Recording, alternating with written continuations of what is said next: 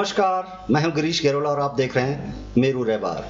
विधानसभा चुनाव 2022 की तस्वीर उत्तराखंड में क्या आकार लेगी, इसको लेकर सभी विधानसभाओं में हम जा रहे हैं और आज हम चर्चा करेंगे विधानसभा धनोल्टी की। और धनोल्टी से हमारे साथ जुड़ेंगे पूर्व ब्लॉक प्रमुख थौलधार जो एआईसीसी के वाइस प्रेसिडेंट भी हैं, जोत सिंह बिष्ट साहब हैं, और एक सामाजिक कार्यकर्ता हैं कुलदीप नेगी धनोल्टी से। तो दोनों लोगों का हम स्वागत करते हैं। और इससे पहले कि हम चर्चा शुरू करें, हम आपको बता देते हैं कि जोत सिंह बिष्ट जी कांग्रेस से दावेदारी कर रहे हैं और वो दावेदारी में किस तरह से एक बांसुरी बजा रहे हैं, यानी संतुष्ट हैं कि उनको टिकट मिलेगा। जरा दिखा देते हैं कि किस तरह से चैन की बांसुरी बज रही है।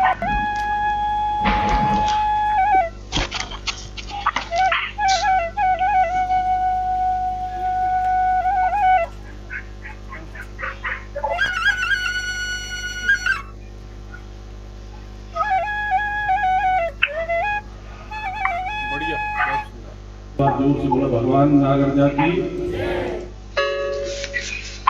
तो फिर से हमारे साथ जो हमारे साथ जुड़ रहे हैं बिष्ट साहब, आपका स्वागत है, और कुलदीप नेगी जी आपका भी स्वागत है। सबसे पहले शुरुआत करते हैं बिष्ट साहब से, जोत सिंह बिष्ट साहब से। सर, हमने बांसुरी सुनी आपकी, इतने कॉन्फिडेंस हैं, चैन की बांसुरी बज रही है धनोल्टी में, आप कॉन्फिडेंट हैं कि टिकट मिलेगा आपको?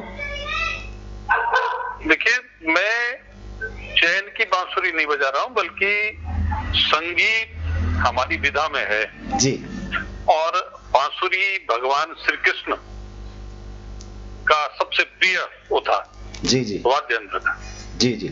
और आप जानते हैं कि जिस धरती से मैं पढ़ने की बात कर रहा हूं जी, वो भगवान नागराजा की धरती है जी। तो इसलिए चैन नहीं, बल्कि ये कर्मशीलता आप उसको कह सकते हैं। मैं पूरी जिजीविषा के साथ पिछले 1 साल से जी।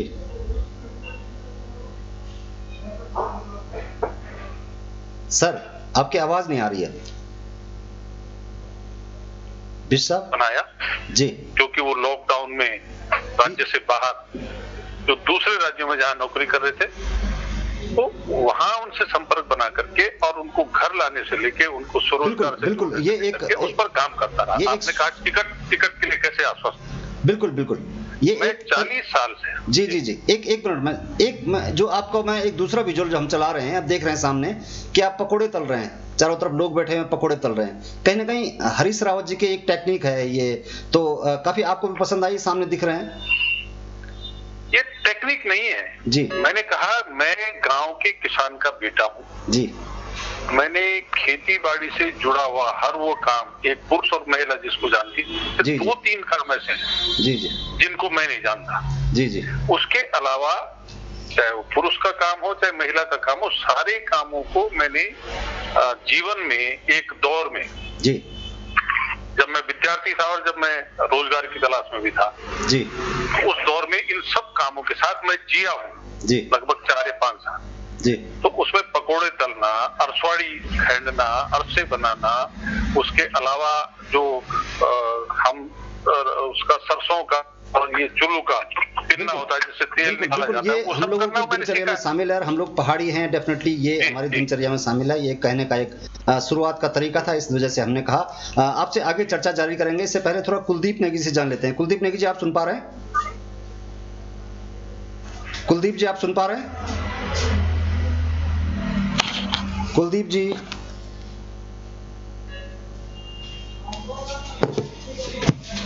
कुलदीप जी, आप सुन पा रहे हैं? चलिए, जब तक कुलदीप जी से संपर्क नहीं हो पा रहा, थोड़ा सर आपसे ये जानना चाहेंगे कि उत्तर प्रदेश के समय से जब विधानसभा धनोल्टी के जो हालात थे, राज्य बनने के बाद कितना फर्क आया? आप एक लंबा तजुर्बा आपका है राजनीति में। हाँ, बिल्कुल आपने ठीक कहा। 2000 में राज्य बना 9 नवंबर को जी, और उसके बाद 1.25 साल की इंटरिम गवर्नमेंट के बाद जो पहली निर्वाचित सरकार थी वो कांग्रेस की बनी जी। धनोल्टी में उत्तरकाशी में जब था जी, तो तब एक कोने पर पड़ता था उत्तरकाशी जिले के, उसमें उसकी पकड़ और पहुंच उतनी नहीं होती थी। जी। लेकिन अलग विधानसभा बनने के बाद, जिसमें जौनपुर ब्लॉक पूरा और थौलदार ब्लॉक का आधा हिस्सा उस समय शामिल था 2007 तक, उसमें कौलदास जी विधायक बने। कौलदास जी शिक्षक थे, बहुत ही सज्जन व्यक्ति थे, आज हमारे बीच में नहीं है, लेकिन उनके अंदर एक जो खूबी थी कि विकास के काम है, जितना उनकी अपनी समझ थी, तो बाकी हमारे कांग्रेस परिवार के साथी थे, उनसे बातचीत करने के बाद उन्होंने हमेशा। हेलो, आवाज नहीं आ पा रही आपकी। हेलो बिश साहब, आपकी आवाज नहीं मिल पा रही है। हेलो करके सड़कों की स्वीकृति। बिश साहब, आपकी आवाज बार बार अटक रही है, बीच में बार बार अटक रही है आपकी आवाज, बीच में फिर आवाज आ नहीं पाई आपकी। सड़कों की स्वीकृति पर्याप्त अच्छी मात्रा आ गई आवाज। हेलो, आवाज बीच में अटक रही है आपकी आवाज। अब ये नेटवर्क की प्रॉब्लम होगी साहब। जी, आप कंटिन्यू प्लीज। सड़कों की स्वीकृति के साथ जो हमारा प्राइमरी और माध्यमिक शिक्षा का ढांचा था जी, जो हमारा हायर एजुकेशन का ढांचा था, उस पर काम हुआ। हमारे अस्पताल, स्वास्थ्य सेवाएं, उस पर काम हुआ, और उसके अलावा बिजली, पानी, इन सब पर काम हुआ। उत्तर प्रदेश की तुलना में कौलदास जी के समय पर सबसे बेहतर काम धनौल्टी विधानसभा में हुआ जी। हमारी जो बुनियादी समस्याएं थी, पहले चरण का काम बिल्कुल 5 साल में तिवारी जी की सरकार में ठीक हुआ। दूसरे चरण में जब भाजपा की सरकार बनी जी, तो आप भी जानते हैं कि पंचायती विकास की बुनियादी इकाई है। पहले चरण में तिवारी जी के टाइम पर जब हम लोग ब्लॉक प्रमुख थे उस समय जी, तो पंचायतों का संवाद सरकार के साथ, उस समय 29 में से 14 विषय पंचायतों को हस्तांतरित करने का एक आदेश जारी हुआ। आज उस पर बातचीत बंद होगी। दूसरी सरकार में काम की गति में अंतर आया जी, और पंचायतों को दरकिनार करने का दौर शुरू हुआ जी। उसकी वजह से जो ग्रामीण विकास का काम था उसमें शिथिलता आई। मैं धनौल्टी की अगर बात करूं जी, धनौल्टी पूरे उत्तराखंड में नहीं बल्कि देश में एकमात्र विधानसभा है जिसकी बाउंड्रीज 11 विधानसभाओं को टच करती है। ये सब लोगों को पता नहीं है जी। आप अगर एक तरफ से शुरू करेंगे तो यमुनोत्री के बाद फिर पुरोला के बाद चक्रौता, फिर विकास नगर, फिर सहसपुर, फिर मसूरी, रायपुर से लेकर के और आपके वापस टिहरी और प्रतापनगर तक पहुंचे 11 विधानसभा जी। तो और हर कोने पर बसायत है।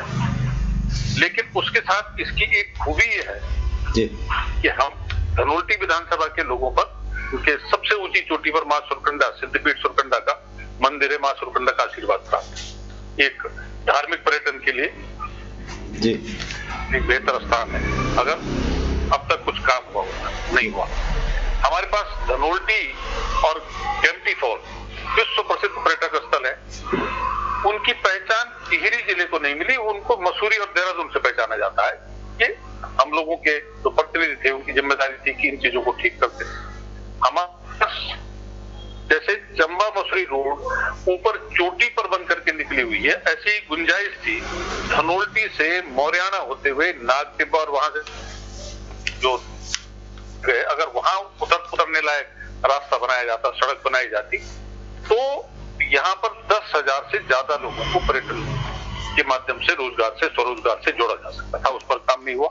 और उधर से पंतवाड़ी से 6 किलोमीटर गाड़ी से और बाकी पैदल ट्रैकिंग करके लोग नागटिब्बा आते हैं और वहां पर बड़ी संख्या में टूरिस्ट आ रहा है। अगर हमने इस पर काम किया होता यहाँ भी आता। हमारे पास देवल सारी जहाँ पर तितलियों का और बर्ड पक्षियों का बड़ा समूह रहता है और बहुत ही खूबसूरत जगह है, उसको विकसित करने की गुंजाइश थी, उसका काम नहीं हुआ। उधर थौलदार ब्लॉक के चापड़ा से मोलदार होते हुए देवल सारी ये न बनता अगर डेंस फॉरेस्ट और संरक्षित प्रजाति के वृक्षों की वजह से नहीं बन पाता, तो कम से कम मोटरसाइकिल का रूट तो बनता ताकि ट्रैकिंग वाले और मोटर बाइक लोग इस पर निकलते और वहां पर लोगों को रोजगार मिलता। उस पर काम नहीं। सर 1 मिनट जरा देखना चाह रहे हैं। कुलदीप जी, आप सुन पा रहे हैं? मैं सुन पा रहा हूँ सर क्या हुआ? कुलदीप जी आप सुन पा रहे हैं? जी सुन पा रहा हूँ मैं आपके। हाँ कुलदीप जी, आपने अभी सुना जोत सिंह बिष्ट साहब को जो कह रहे थे कि काफी कुछ किया जा सकता था धनोल्टी विधानसभा में जो नहीं हुआ। आपने गौर से सुना। थोड़ी देर पहले मेरी आपसे जो बातचीत हुई थी आपने कहा था कि अगर दो तरह से देखा जाए विकास को, कि राजनीतिक दृष्टि से और व्यक्तिगत दृष्टि से, तो आपने कहा था कि प्रीतम पंवार ने बेहतर काम किया है। अभी भी आपको लगता है कि प्रीतम पंवार का काम बेहतर था? आपकी बात कर रहा हूँ कि देखो मंत्री थे जी, तो उस टाइम उन्होंने किया। आज की डेट मैंने आपको कहा था कि आज की डेट में उनका काम को बिल्कुल 0 मानूंगा मैं उनका। आज तो कहीं जनता के बीच नहीं दिखते, मुझे दिखता नहीं कहीं जनता के बीच कहीं दिखते होंगे वो। आपका कहने का मतलब ये है कि जब वो मंत्री थे तो उनका काम बेहतर था, एज ए विधायक उनका काम बेहतर नहीं है, विधायक कुछ कर ही नहीं पाते हैं, या वो निष्क्रिय हो गए? जी अभी मैं देखता हूँ अपनी इंडिविजुअल। हेलो, तो उन्होंने बहुत कुछ देखा, की घोषणाएं होती थी, फिर काम भी हो जाते थे, चाहे स्कूलों का उच्चीकरण हो, चाहे कुछ उन्होंने चाहे उद्यान के फसल केंद्र खोले हों, चाहे किसी को रोजगार की उस टाइम होते थे। ये तो सरकार में लोग मंत्री लोग काम हो जाएंगे। चलिए ठीक है। आपने कहा कि व्यक्तिगत विधायक के तौर पर उन्होंने काम नहीं किया, हालांकि मंत्री के तौर पर आपको लगा उन्होंने कुछ काम किया। बीजेपी ने किस तरह का काम किया कुलदीप जी? बीजेपी ने अब तक कैसा काम किया धनोल्टी में? उनका भी जब देखते हैं कि इस टाइम सेंट्रल गवर्नमेंट में भी बीजेपी है, स्टेट में भी बीजेपी है, तो ये होता है कि जब दोनों जगह आदमी जाता है काम पे, दोनों जगह तो गवर्नमेंट बीजेपी की है। धनोल्टी का दुर्भाग्य तो ये है कि यहाँ पे बीजेपी के विधायक बनेंगे, सरकार कांग्रेस की आएगी, कांग्रेस के विधायक बनेंगे, बीजेपी की सरकार आएगी, तो जिससे कि यहाँ पे काम कई अवरुद्ध हो जाते हैं इस कारण। अच्छा, जो अभी जोत सिंह बिष्ट साहब ने जो कहा कि धार्मिक पर्यटन को लेकर के या पर्यटन को लेकर के जो कुछ किया जा सकता था वो सब हुआ नहीं है, आप सहमत हैं इस बात से?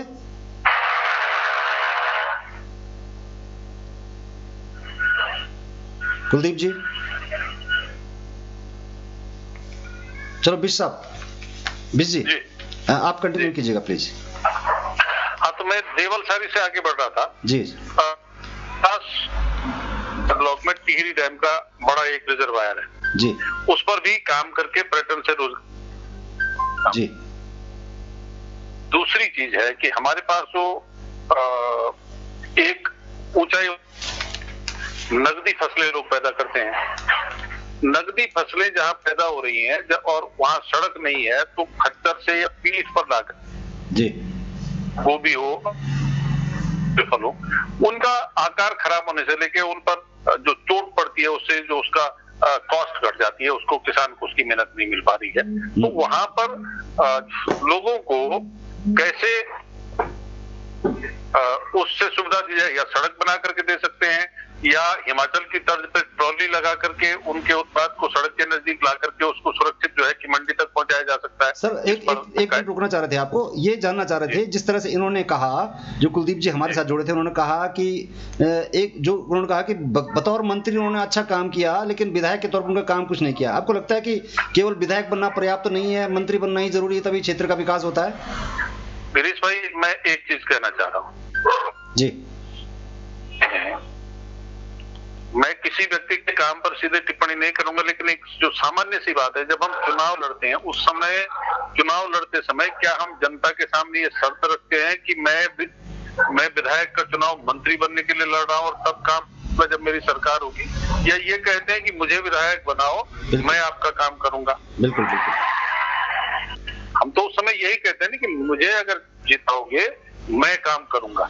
सर अगर आप विधायक बनते हैं तो जितने सारे आपने ये काम गिनाए कि पर्यटन को लेकर के इतना सब कुछ किया जा सकता था, इसमें कितना काम पूरा हो जाएगा पहले कार्यकाल में अगर आप विधायक बन गए तो? देखिए, एक ही कार्यकाल नहीं हो सकते। मैंने पहले कहा कि इन स्थानों पर काम करने की संभावना थी, और अगर पीछे से इन क्षेत्रों में काम करने की दिशा में सोचा जाता तो अब तक 10 से 20 हजार लोगों को रोजगार यहाँ पर मिल सकता था। कोरोना काल में हमारे धनोल्टी सभा के 12। हेलो, आपकी आवाज भी जा रही है सर बीच में। हेलो, आपकी आवाज भी जा रही है।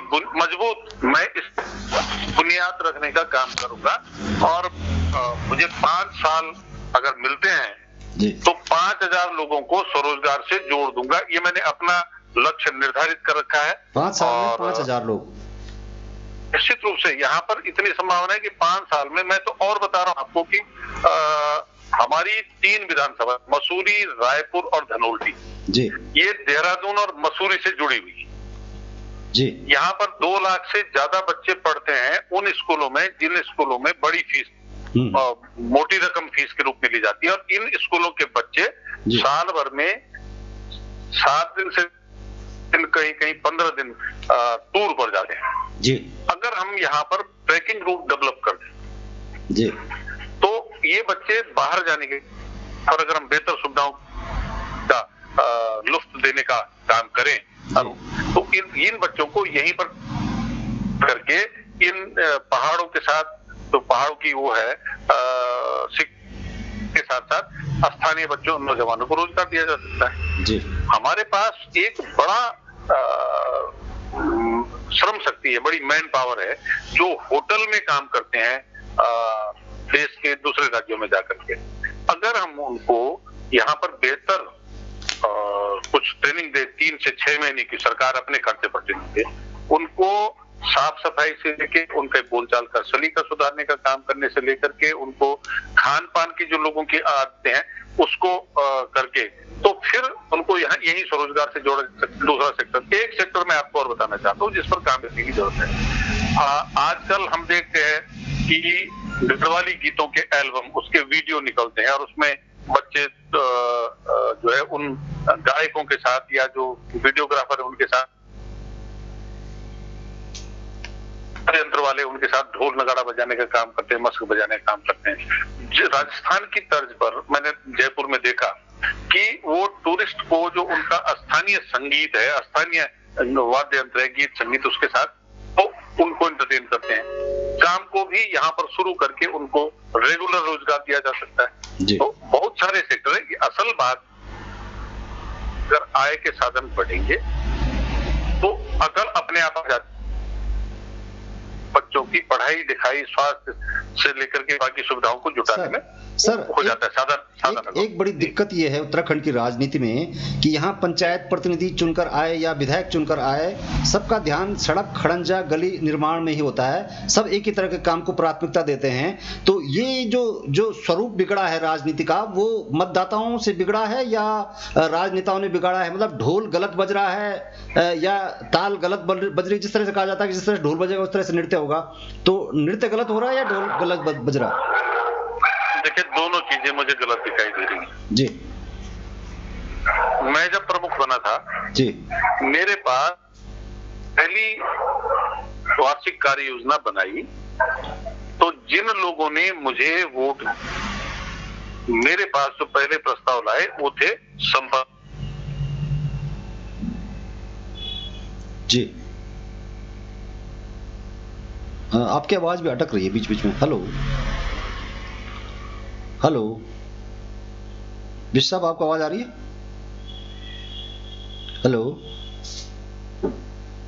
नेगी जी, आप सुन पा रहे हैं? कुलदीप जी, संपर्क मार्ग की दिशा से हम अगर शुरू करेंगे तो हम काम नहीं दिखा पाएंगे।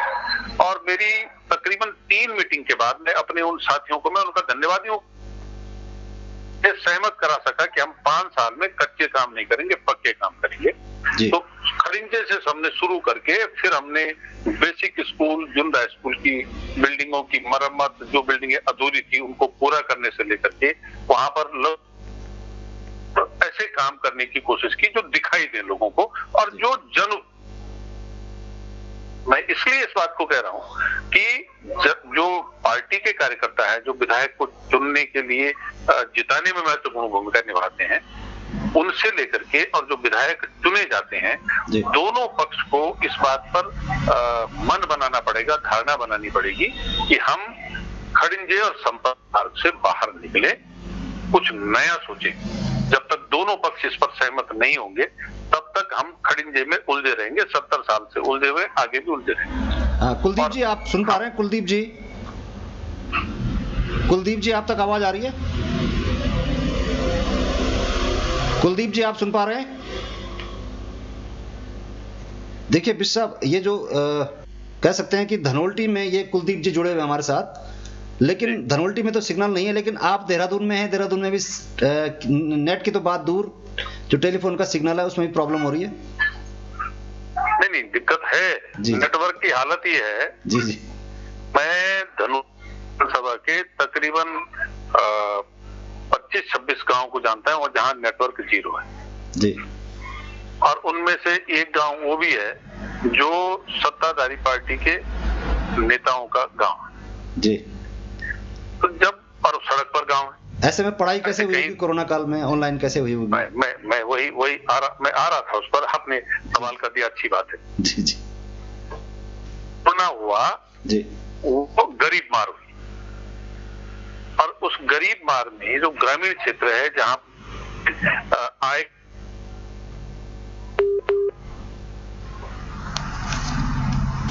आपकी आवाज भी जा रही है बीच में।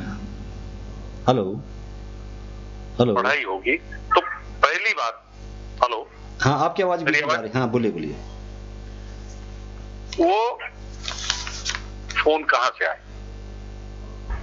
जो एंड्रॉइड फोन की मांग बढ़ी जी, और मार्केट में जो फोन 8 से 15,000 तक पहुंच जाते जी गरीब मार्ग यहां भी हुई, पहले तो उसको 8,000 जी। इतनी क्यों बढ़ी? गरीब कहां से लाएगा? दूसरी बात, फिर उसके लिए जो नेट का पैसा है वो कहां से आएगा? और तीसरी जो के बाद गांव में जब सिग्नल नहीं होंगे तो फोन भी हो, नेट का पैसा भी हो, बच्चा पढ़ नहीं पाएगा। तो गरीब के बच्चे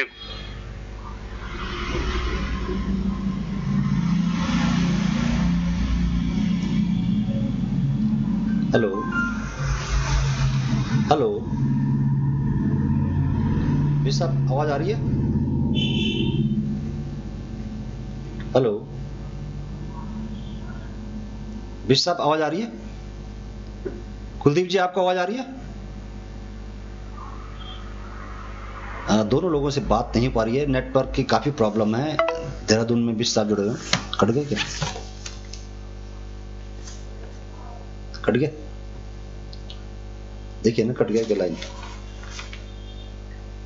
फिर जोड़िए बिश साहब को, फिर जोड़िए।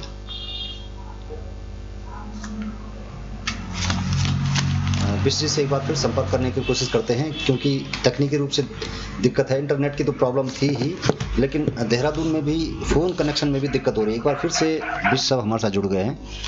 जी, आपकी आवाज बीच में आ नहीं रही थी। हाँ, मैं अब दिक्कत क्या है ना कि नेटवर्क तो जब बीएसएनएल को बर्बाद कर दिया जी, जिस जियो ने शुरू में फ्री सिम बांटे, फ्री लोगों को सुविधा दी, अब वो चौगुने वसूल रहा है और सिग्नल भी नहीं है, हालत ही है जी। तो अब मैं क्या कहूं, फिर भक्तगण चिल्लाने लगते हैं तो फिर एक नई बहस छिड़ जाएगी।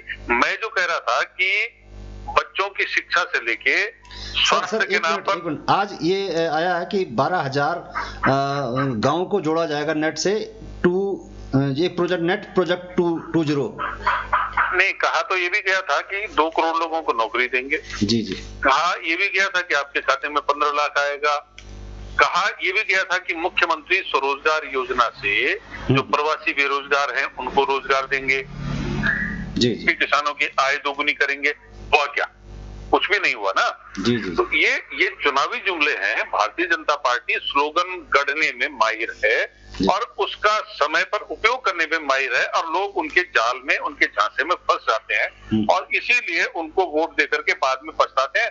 और उसके बाद फिर दोबारा से भाजपा जो है कि एक नए स्लोगन के साथ आती है और लोगों को फिर झांसा दे करके, गुमराह करके उनके वोट की लूट करती है और बाद में उनको उनके हाल पर छोड़ देती है। आप ये लगाइए हालत की जब जो लोग हमसे जुड़े हुए हैं वो मैसेज करके भी अपना मैसेज दे सकते हैं। उनके मैसेज को शामिल किया जाएगा इसमें, क्योंकि कनेक्टिविटी है नहीं। और जो लोग हमसे जुड़े हुए थे, कुलदीप जी, उन तक भी आवाज़ नहीं जा रही है। तो आप लोग अपने मैसेज भी भेज सकते हैं। अगर जोत सिंह बिश साहब जो हमारे साथ जुड़े हुए हैं, हम उन तक वो मैसेज पहुँचाने का कोशिश करेंगे। आपको सुझाव होगा या आपको कोई प्रश्न होगा तो आप सीधे उनसे पूछ सकते हैं। जी बिश साहब, आज आपको एक चीज की जानकारी जरूर होगी जी कि जब हम लोग पंचायत प्रतिनिधि चुने गए थे तो तीसरे चौथे महीने हमारी ट्रेनिंग हो गई थी। जी जी और आज हालत ये है कि नवंबर 2019 में पंचायत के चुनाव हुए। जी धनोल्टी विधानसभा का जो सबसे बड़ा हिस्सा वो जौनपुर ब्लॉक का है। कॉन्स्टिट्यूंसी का दो तिहाई हिस्सा जौनपुर ब्लॉक है। जी और अब तक बीडीसी की बैठक नहीं हुई। ये संविधान के खिलाफ है। सर, बीडीसी की बैठक क्यों नहीं हो पाई? अब ये तो अधिकारी बताएंगे। मेरी जानकारी में जब हम ब्लॉक प्रमुख थे जी तो हमको अधिकार था बीडीसी की बैठक का रोस्टर तय करने का। जी अब उसमें अधिकारियों की उपस्थिति जवाब आ सके उसके लिए, क्योंकि जिले में 9 ब्लॉक हैं। बैठक निरस्त करी है या हो ही नहीं पाई, या बैठक हुई नहीं, आहूत नहीं हुई।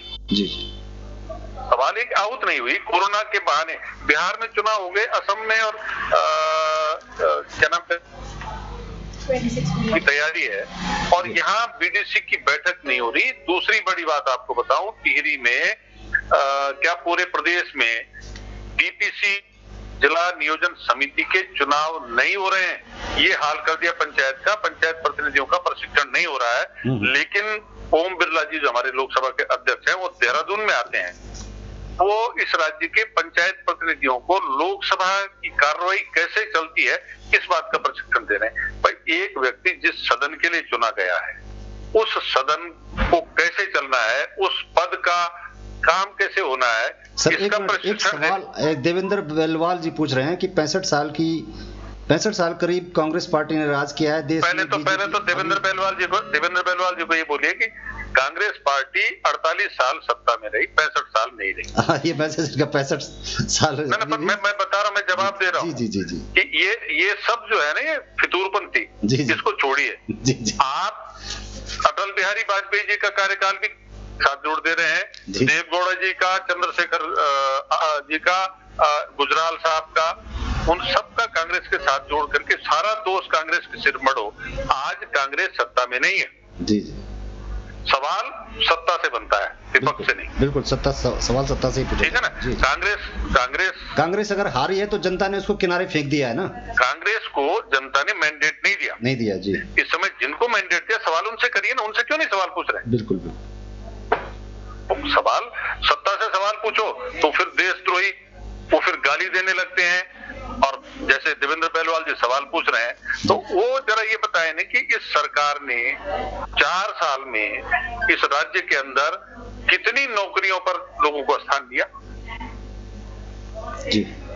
65 साल का सवाल करने से। और हमारी सरकार जब थी, इससे पहले हरीश रावत जी की सरकार, हरीश रावत जी ने बाकायदा आंकड़ा जारी किया कि उन्होंने 32,000 लोगों को नौकरी दी। हरीश रावत जी ने जो किसान पेंशन, पुरोहित पेंशन, बाजगी पेंशन, परित्यक्ता पेंशन, ये सब लगा करके जो गांव में रह रहा था व्यक्ति, गरीब व्यक्ति, उसको सहारा देने का काम किया। इन्होंने सारी पेंशन बंद कर। इस सवाल को पूछिए देवेंद्र बेलवाल जी, अपने ये सत्ता में जो बैठे लोग हैं, देवेंद्र जी, आज आपको जान करके ताजुब होगा। एक बड़ी आश्चर्यजनक बात बता रहा हूँ जी। जो ये रैनी और तपोवन की आपदा आई, इस आपदा जो पहले 5 दिन थे, जिस पीरियड में माननीय हरीश रावत जी, माननीय प्रीतम सिंह जी और हम लोग भी वहां पर गए थे टनल का मुहाने पर, जहां से मलबा निकाला जा रहा था एक पुरानी जर्जर मशीन से। जी। पता चला, आज किशोर उपाध्याय जी ने वहां जाकर के 2 दिन वहां रहे और उन्होंने सारी स्थिति जब जानी तो पता चला कि जो उस टनल का मैप था, एनटीपीसी ने, जिसने वो टनल बनाई, जिसके पास था, उसने, मुख्यमंत्री जी बड़ा शोर मचा रहा था मीडिया के साथ, मुख्यमंत्री और बड़ा अच्छा चल रहा है। अरे भाई, कैंप आप कर रहे हो, मशीन आपने ऐसी पुरानी थकी हुई मशीन दे रहे, रेगुलर काम नहीं कर पा रही थी। और एक मशीन की बात क्यों, वहां पर स्टैंड बाय पर 2 मशीनें होनी चाहिए थी, 8-8 घंटे के हिसाब से काम करती है, 4-4 घंटे के हिसाब से काम करती, वो व्यवस्था नहीं थी। लेकिन जिस टनल से मलबा निकाला जा रहा था, वो टनल, उसमें टनल में कोई आदमी फंसा ही नहीं था। टनल दूसरी टनल जिसमें फंसे हुए थे, ये 6 दिन या 5 दिन बाद पता चल पाया कि हम तो जहाँ काम कर रहे हैं वहां काम की जरूरत थी नहीं, लोग तो दूसरी जगह फंसे हुए हैं। बिल्कुल। ये किसका फेल्योर है? जी। ये किसका फेल्योर है? बिल्कुल। इस सवाल को खड़ा करना चाहिए। एक कुलदीप जी पूछ रहे हैं कि लीडरशिप की कमी है कांग्रेस में। भाई लीडरशिप की, किस लीडरशिप की बात कर रहे हैं? स्टेट लीडरशिप के सेंटर में भी नहीं, सेंटर में किस रूप में? हाँ, एक गलती हम जरूर मानते हैं, सोनिया जी ने एक आदर्श स्थापित करने की कोशिश की जी कि मनमोहन सिंह जैसे अर्थशास्त्री को कुर्सी सौंपी, अपने आप उस कुर्सी को त्याग करके और अपने बेटे को कुर्सी दे। अगर जी 2004 में न दी तो 2009 में राहुल जी को प्रधानमंत्री बना देती सोनिया जी। तो तब ये कहते हैं कि लीडरशिप की कमी है, ये कहने का साहस कोई न करता। मैं दूसरी बात बता रहा हूं, राहुल गांधी ने ओपन डिबेट में 1.5 घंटे केरल में जब चुनाव हो रहे थे, चुनाव के आखिरी दिन प्रेस का सामना किया जी। उसके अलावा हिंदुस्तान और विदेशों में अनेक यूनिवर्सिटी में ओपन सेशन में डिबेट की, लोगों के साथ सीधे सवालों के जवाब दिए। जो मीडिया राहुल गांधी की एक जगह जरा बताए कि राहुल गांधी ने कोई सवाल का जवाब ऐसा दिया जिस पर कोई सवाल खड़ा कर सका हो। तो जो बौद्धिक स्तर राहुल गांधी का है वो, और जो उनमें इच्छा शक्ति है वो नरेंद्र मोदी से बहुत मजबूत है। राहुल गांधी लफाज नहीं है। राहुल गांधी, मैं एक चीज कह रहा हूँ, एक बार सुन लीजिए, राहुल गांधी लफाज नहीं, लोगों को लफाज लोग पसंद है ना जी। जो अच्छा नेता वो है जो लफाज है, लोगों को ये पसंद है। जो सच बोलता है, जो सही बोलता है जी, उसमें वो मिठास नहीं होती है जो लफाजों की बातें में होती, जो झूठ में होती। 15 लाख देंगे, काला धन वापस लाएंगे। आज आपको मालूम है इस देश का जो रिजर्व बैंक में रिजर्व पैसा होता था और रिजर्व सोने के रूप में रिजर्व होता था, वो आधे से ज्यादा खजाना देश का खाली हो गया है जी। इस पर कोई नहीं देख रहा है जी। किसान आत्महत्या कर रहे हैं। इस राज्य के अंदर 13 किसानों ने आत्महत्या की, इस पर कोई सवाल नहीं कर रहा है। इस राज्य के अंदर 3 व्यापारियों ने आत्महत्या की, इस पर कोई सवाल नहीं कर रहा है। इस राज्य के अंदर जो प्रवासी बेरोजगार लड़के थे, 4 लड़कों ने आत्महत्या की, उस पर कोई सवाल नहीं कर रहा है, क्योंकि बीजेपी सर कोई आत्महत्या करता है तो कोई उस पर सवाल नहीं बनता। सर हम यही तो कहना चाह रहे हैं कि स्टेट में जो उत्तराखंड में जो अलग अलग लग रहा 3-4 गुटों में बटी हुई है, इसका कहीं ना कहीं खामियाजा कांग्रेस को उठाना पड़ रहा है, क्योंकि अदरवाइज ये हिमाचल पैटर्न में था। एक बार बीजेपी, अब इस बार आपकी बारी थी सत्ता में, लेकिन अब एक तरह से बनी बनाई थाली, अगर एक कुछ भी कह रहे हैं तो लोग थोड़ा बहुत गुंजाइश तो कम हुई है ना। मुख्यमंत्री से मिलने गए नहीं कि एक साथ। अब आप ये चाहोगे कि हरीश रावत और प्रीतम सिंह जी एक साथ रोज चलें और एक ही जगह रहें? हम क्यों भाई अलग अलग अगर जगह जा रहे हैं, अलग अलग जगह जाकर के लोगों को समझा रहे हैं, अपनी बात कह रहे हैं। नहीं, वो ये भी तो कह रहे हैं कि मुख्यमंत्री का चेहरा घोषित कर रहे हैं, इस तरह से बात कर रहे हैं बार बार। उन्होंने एक विचार दिया जी, और उन्होंने केवल उत्तराखंड के परिप्रेक्ष्य में नहीं कहा, बल्कि इसको उन्होंने पूरे देश के परिप्रेक्ष्य में कहा कि भारतीय जनता पार्टी लोकसभा चुनाव लड़ती है तो मोदी, विधानसभा चुनाव लड़ती है तो स्थानीय लीडरशिप को हटा करके मोदी, नगर पालिका का चुनाव लड़ती है तो मोदी, और ग्राम पंचायत लड़ती तो मोदी। तो ये जो मोदी के चेहरे के नाम पर लोगों को जो धोखा दे रहे हैं जी, लोगों से जो झूठ बोल रहे हैं, आखिर जो प्रतिनिधि चुनाव लड़ रहा है या जो वहां का स्थानीय लीडर है, उसके नाम पर क्यों नहीं चुनाव लड़ते हैं? तो ऐसा तभी संभव होगा जब कांग्रेस चेहरा घोषित होगा, तो फिर उनको अपने स्थानीय चेहरे के साथ आना पड़ेगा। लब्बो लुबाब रावत जी का ये है, तो उसमें क्या क्या खराब हो गया? अब ये फैसला पार्टी हाईकमान ने करना है, पार्टी हाईकमान उसमें जो निर्णय लेगा उसके हिसाब से आगे चीजें चलेंगी। जी जी जी। सर एक चीज जानना चाह रहे थे कि जिस तरह से आपने काफी अच्छे मुद्दे बताए, और हमने अभी तक जितनी बातें करी नेताओं से, कभी इतनी अच्छी बातें हमें किसी ने कही नहीं जमीन से जुड़ी हुई विकास को लेकर के। लेकिन अक्सर जो चुनाव जीता जाता है वो टेक्निक्स तरह के डम्मी कैंडिडेट उठा देना, कौन कैंडिडेट उठेगा उसके अकॉर्डिंग अपने मुद्दे तय करना। तो क्या धनोल्टी में भी इस तरह की बातें आएंगी कि अगर ये कैंडिडेट यहाँ से लड़ेगा तो वो नहीं लड़ेगा, वो लड़ा तो उसके साथ फिर डमी कैंडिडेट बनाया जाएगा? यानी ये भी टेक्निक काम करती है क्या चुनाव जीतने? हम तो एक बात जानते हैं कि जनता अपने क्षेत्र से जैसा प्रतिनिधि चुनेगी वैसा वापस पाएगी जी।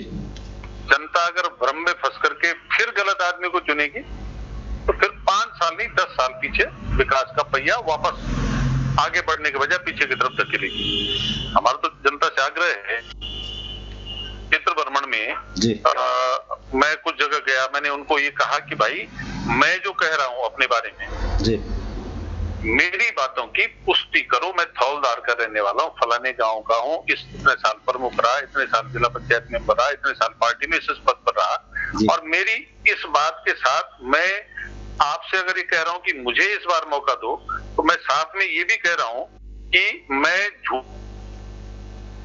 मैं जिम्मेदार हूँ या गैर जिम्मेदार हूँ। मैंने जो काम आपको बताया कि ये काम किए, उनके बारे में आप अपने नाते रिश्तेदारों से, लोगों से पूछ करके, तसल्ली करके, और तब मन बनाना कि मैं ठीक प्रतिनिधि हूँ और साबित होऊंगा कि गलत हूँ। अब ये कहने का साहस कितने लोगों में है? अब लोग गुमराह करते हैं। 15 दिन के जाल में जब वोटर फंसता है तो फैसले गलत भी होते हैं और उस गलत का खामियाजा भुगतता है। तो मुझे उम्मीद है कि 4 बार के बाद जो लोगों ने धनोल्टी में विकास का हस्र देखा है, जिस ढंग के गैर जिम्मेदाराना बातें देखी हैं, तो लोग इस समय उस व्यक्ति को चुनेंगे। मैं अपने लिए नहीं कर रहा, अगर मुझे ठीक समझेंगे तो मुझे चुनेंगे, दूसरे को चुनेंगे। ये तो वक्त बताएगा। अभी जहां तक आपने कहा टेक्निक हथकंडे, ये भाजपा करती है और अभी एक दूसरे उनकी बी टीम आ गई है, वो भी हथकंडे अपनाते हैं। जी जी, चलिए, आपने कहा, जो आपने बताया कि इस तरह से पर्यटन को लेकर के, लोगों के रोजगार की समस्याओं को लेकर के जो आपने सुझाव दिए, उम्मीद है कि आप इस पर पूरा करेंगे और लोगों को जिस तरह से उम्मीदें होती हैं अपने प्रतिनिधियों से, वो आप पूरा करेंगे। और हमारी तरफ से शुभकामनाएं आपको कि आपको पार्टी टिकट दे और आप उसमें विजयी होंगे। तो आज आप चर्चा के लिए हमारे साथ शामिल हुए थे, ज्योत सिंह बिष्ट साहब, धनोल्टी से। आपका बहुत बहुत धन्यवाद। जी धन्यवाद।